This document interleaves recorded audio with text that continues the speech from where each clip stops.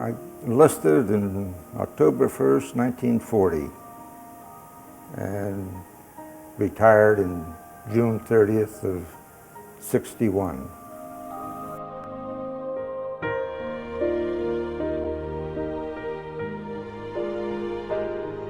We hauled nuclear weapons for these services. We delivered them all over the world where they needed them.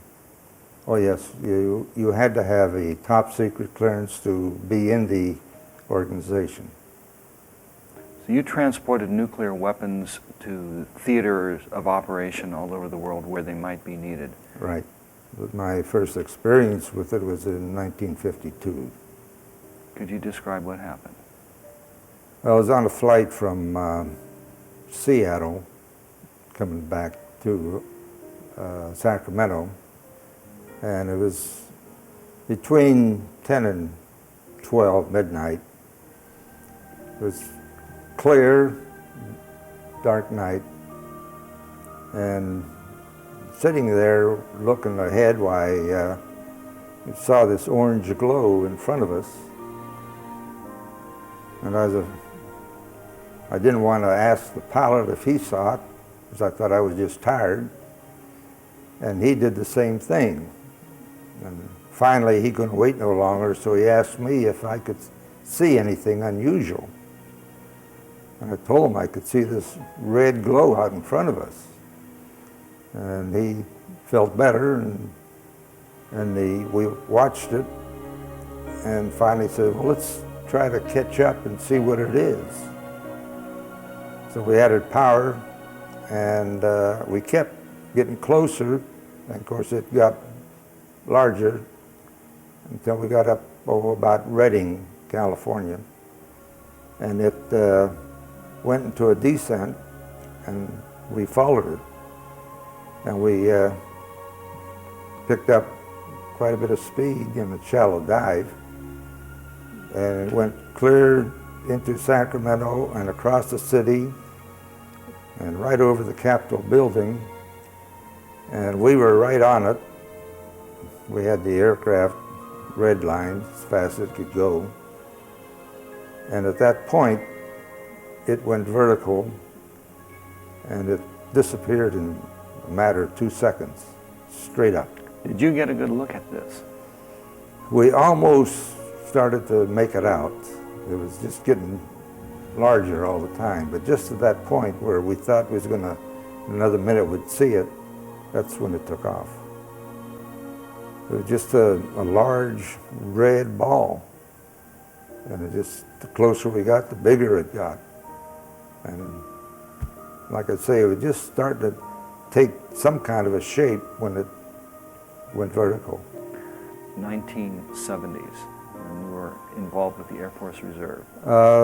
We were coming back from Germany in the C-141, and we were, at the time, 35,000 plus. I can't remember the exact altitude. But around 2 hours out of Dover, Delaware, and again it was a clear sky except dark, we observed this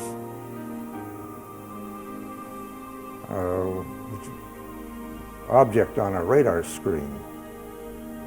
And we had two of the scopes on board. Pilots had one and navigator had one. And it was on both of them. It would come directly at us, but we could not see it visually. And then it would turn off. And it made several passes at us. In fact, one time it came directly on our nose and so close that the pilot took evasive action. At the same time, there was a civilian 747 off to our right that we could see. So we contacted him, and the pilots talked back and forth, and they were seeing the same thing we were seeing. And they couldn't figure it out. And we called the controllers in the States, and they had nothing on their screen. So all they said was to report when we landed. We went in and we made it. There was pilot, co-pilot, navigator, and 2 flight engineers. And the pilot wrote up what we saw, and we all signed the statement and turned it in, but that was the last we ever heard. The only one I recall is the second flight engineer. His name was Lyle Hobart. Roughly around 1957, 58. Yeah, that's about when it had to be. Seen just about every day when the weather was clear. This was the summer months.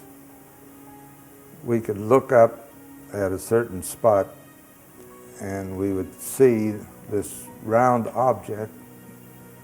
We couldn't make it out, it was too high.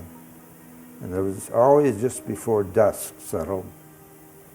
And as it started to get dark, objects would tumble out from all around it. It was at least 6, possibly more. And they would start to descend and then disappear. The whole thing would disappear. The next day would be the same thing. This went on for several weeks.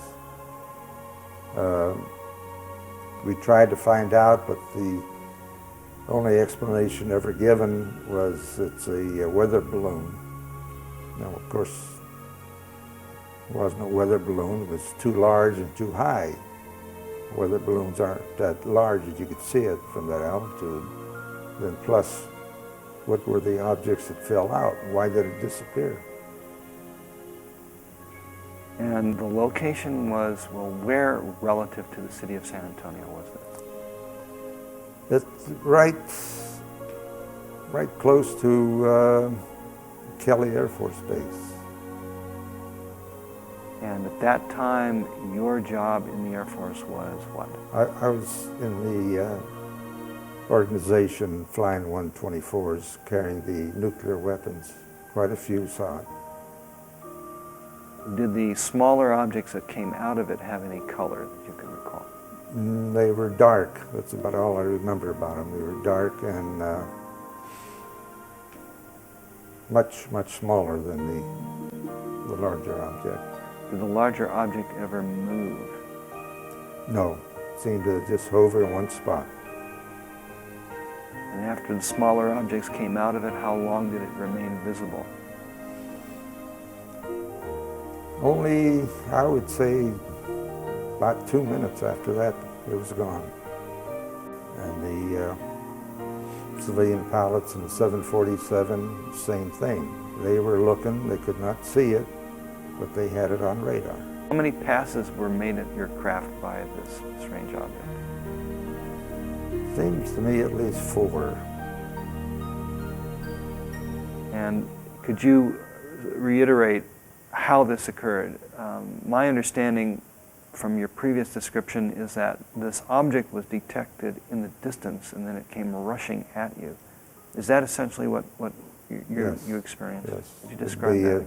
Blip on the screen at the furthest distance that we had on our scope. And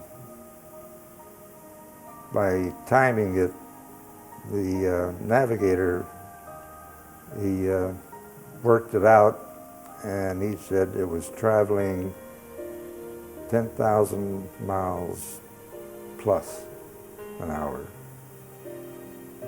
And it did. It just come right across that screen and then turn off the last second, and then we wouldn't see it till it would come at us again. And we tried to find out if they were having some type of missile firing going on in the area, and everything was always negative.